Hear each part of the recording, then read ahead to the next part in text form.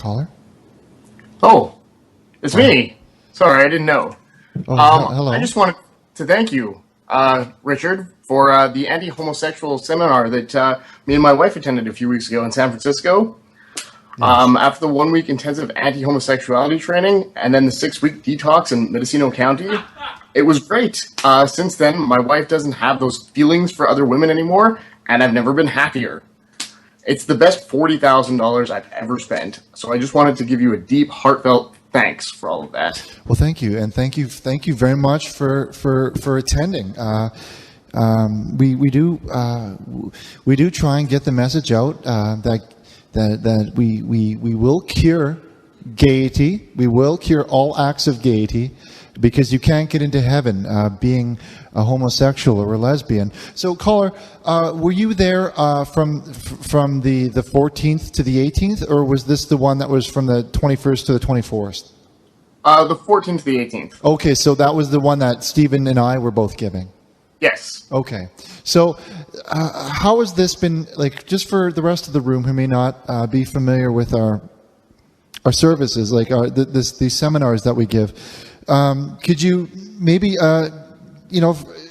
from being a family man who has gone through this disease, and now you have cured it, maybe can you tell a little bit about your experience, maybe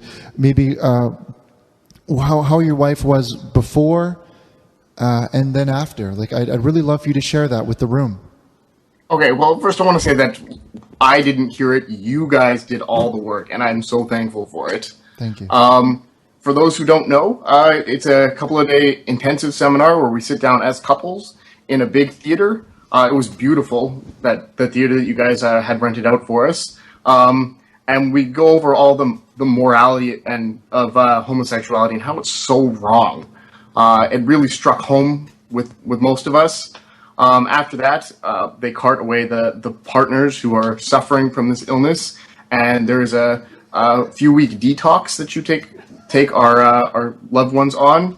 And I don't know exactly what happens there because I didn't see her for a few weeks. Yeah. But when she came back, she was cured. She told me she no longer had those awful feelings that she had before, and I've never been happier.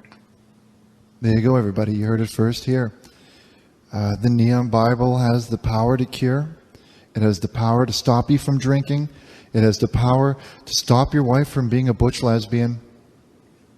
Do you want to bring up the AIDS cure with the Jock and the Holy One? Well, I'll just come right out and ask this. There's no polite way to ask this, caller, but are you familiar with our work that we do with curing AIDS? No, I didn't know that you guys were leading researchers in that. Yes, we are actually. On JesusChatline.com, in the next week or so, we will be selling, it's a 2-part kit. What it is, it's a bottle of holy water that has been blessed by myself, and it also comes with for lack of a better term, it's a form of cup or jock strap.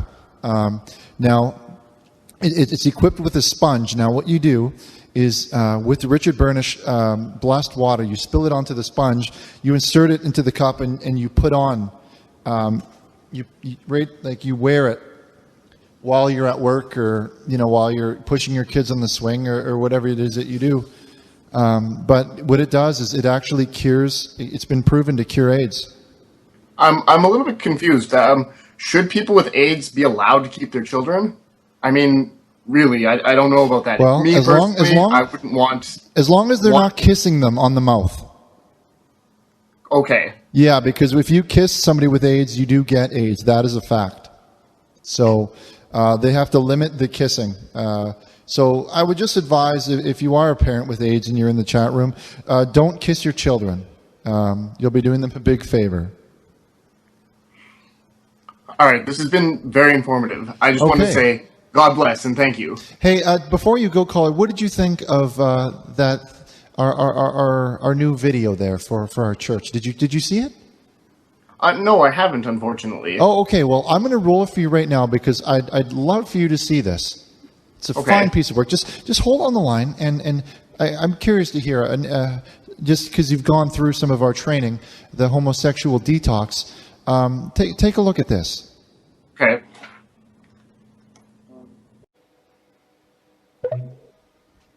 Okay. Hello, caller. I see your name here is Geoffrey. Hello, Geoffrey.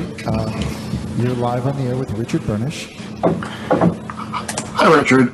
I'm in a little bit of crisis right now, and I could really use some help. Okay. Go ahead. I've loss of words. My wife is a recovering / reformed homosexual. I've been very proud of the efforts that she's put in for this, but my fears is that it's worked too well. I came home from work last night and found my wife in bed with several men, and the debauchery. I really don't know what to do. Can you offer any words of advice? Well, yes, I can. First off, I'd like to apologize. That must have been very hard, a hard thing for you to experience. The fidelity of marriage is not something to be taken lightly. So I do realize that this must have hurt your feelings very deeply. Yes. And you know what? I applaud you for calling into the show and reaching out for strength, because when something like this that can affect our hearts and our souls so tremendously, sometimes you need someone to lean on. So thank you for choosing me. But I'm just going to read to you a short prayer from, prayer passage from Corinthians 10:13. Are you familiar with it? Of course. I love the Bible.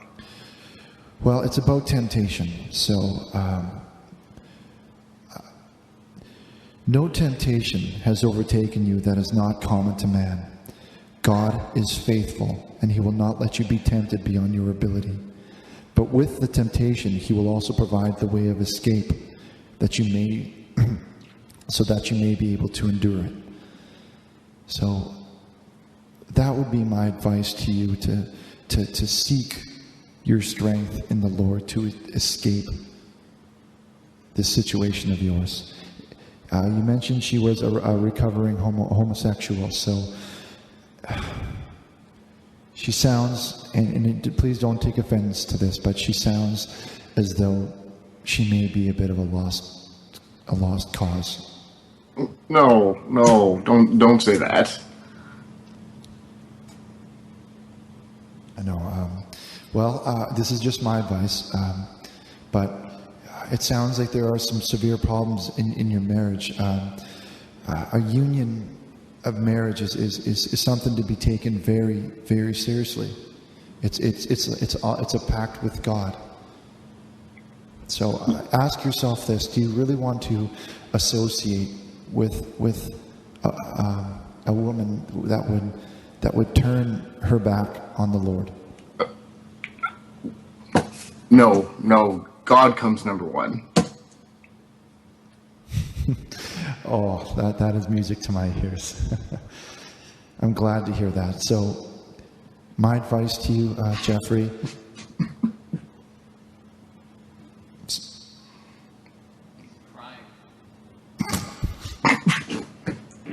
I don't want to lose my wife, but I understand. It's crying, Richard. Man's crying. I apologize. I'm bearing my soul on the internet.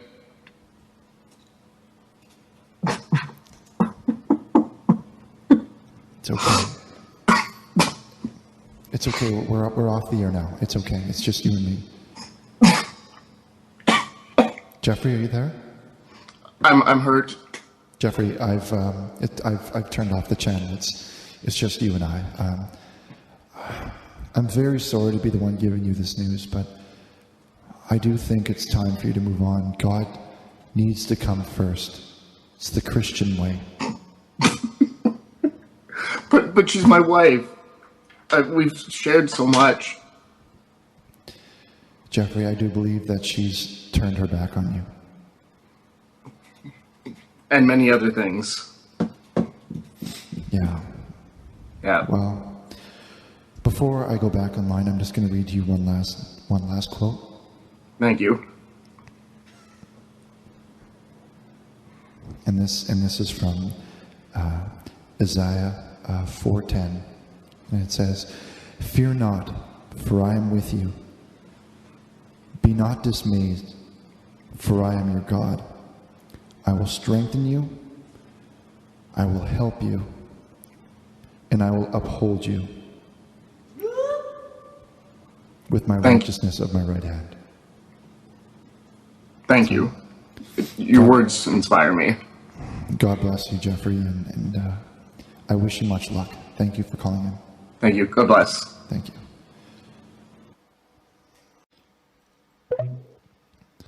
Hello, caller. You're live on the air, and welcome to our very first broadcast. Welcome to the program. Hey, Richard. It's your friend, Geoffrey. Oh, hello, Geoffrey. For the callers in the room who don't know Geoffrey, he's a longtime listener. You've called in a few times, if I do remember correct, Geoffrey. And Geoffrey's an avid writer. He's written a few articles supporting the work that we've done in some magazines around the Bay Area. So thank you for calling in, Geoffrey. Always happy to hear from you. He used to call in back when we were on C-band. That's right, Joel. He used to listen to our channel on C-band. So he's always very insightful. I'm giving you a big introduction here, and you're going to feel a little nervous there, Geoffrey, but we're happy to hear from you. I got something to say. You know, I called in last week, or a couple weeks ago, and you told me to divorce my wife. And I did. And now her lawyer is saying that when it involves a bunch of black guys and a camera, that it's called making a porno, not cheating. My lawyer says that I'm screwed. Geoffrey, have you What am I supposed to do? I got no more money since I sent my big butch ungayed lesbian wife through the damn homosexual detox that made her too ungay. Now what? I'm gonna lose the car, the house, the dog. Geoffrey? What do I do? Geoffrey, have you been drinking? What do you mean am I been... Fuck you. Of course I've been drinking. I got nothing left. Fuck you. And fuck Steven too. Look what you guys have done to my life. Now, what am I supposed to do? I'm not good with women. They hate me. I'm short, kind of heavy, not the greatest looker. I get one, and then she's banging a bunch of black dudes. Geoffrey, Fucking anti-homosexual detox bullshit. Geoffrey, I'm just going to... Hold on one second. I want to take this call off the air. I am sorry, Geoffrey. I was reaching across to answer my text messages, so I didn't hear the last part of your message. But I've took the channel down, so I've muted it. It's just you and I calling, just you and me speaking. Geoffrey, have you been drinking? Just bourbon. Geoffrey, the first thing that you need to do is to put down the bottle. Fuck you, I don't drink out of a bottle. I buy my bourbon out of a box. Geoffrey? So you're saying I should stop touching the box? I like my hands all over the box. Geoffrey, the first thing, my advice to you, you're calling for help, right? Am I right? The first thing that you need to, listen, the channel is off now. I've shut it down, okay? It's just you and me talking. Okay. The first thing that you're going to have to do is to put down the bottle and admit that you are drunk, okay? But then how are girls gonna find me pretty? Geoffrey, it's not your fault that your wife slept with multiple black men. It's not your fault. You need to stop blaming yourself. It's your fault. Geoffrey, Filling her all full of dad's cream, sending her on her way all ungayified. Geoffrey, when your wife came to our homo detox clinic, she had a lust for women, okay? And as you know, God has to come first. God has to come first. And you cannot get into heaven being a homosexual or a lesbian. You know that, Geoffrey. But if God comes first, when do I come?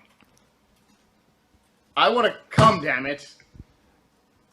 Geoffrey, you will never come before God. God always comes first. You need to know that. That's the Christian way. So, what do I do now? I got no wife, got no house, no car, no dog, got nothing. Well, I would recommend that maybe that you come down and for a small fee, very small, and we will reduce the fee for you, that perhaps are you collected now? Can we go back on the air? Yeah, is it okay if we go back? Whatever. Okay. Here, we're going back on the air. Everyone can hear us. Okay. So just to let you know, Geoffrey, we're back on the air now. For a reduced fee, I would advise you that you come down to one of our accelerated Bible readings. And, you know, there's a lot of young women there that there's a lot of young women that attend these that let God come first. Okay? So if you let God come first, and she also lets God come first, it sounds like a ship that is headed in the right direction. And that direction, Geoffrey, is in the direction towards heaven. And that is the most important thing. And I know you're upset right now, but you really need to put down the bottle.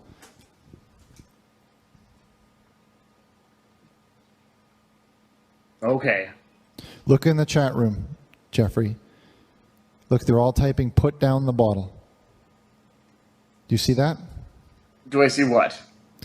In the channel, they're saying, put down the bottle. They're typing it.